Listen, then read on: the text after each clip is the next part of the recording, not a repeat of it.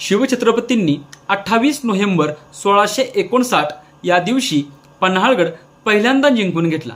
जिंकल्यानंतर साधारणतः 3.5 ते 4 महिने महाराजांचं वास्तव्य या पन्हाळगडावरती होतं। वास्तव्य असण्याचं कारण म्हणजे या पन्हाळगडला सिद्धी जोहरने वेढा दिला होता। आषाढच्या महिन्यामध्ये शिवाजी महाराजांनी या वेढ्यातून सही सलामतपणे सुटका करून खेळण्याकडे त्यांनी प्रयाण केले। खेळण्याकडे प्रयाण केल्यानंतर गजापूरच्या घाटीमध्ये लढाई झाली आणि या लढाईनंतर शिवछत्रपती राजगडला निघून गेले। राजगडला गेल्यानंतर शिवाजी महाराजांनी या सिद्धी जोहर बरोबर तहाची बोलणी करून पन्हाळगड त्याला देऊन टाकला।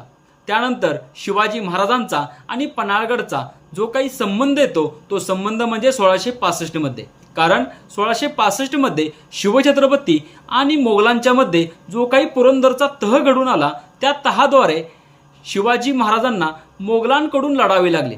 शिवछत्रपती आणि नेतूजी पालकरांनी एके दिवशी विजापुरावरती हल्ला केला, मात्र या ठिकाणी शिवछत्रपतींना अपयश आले।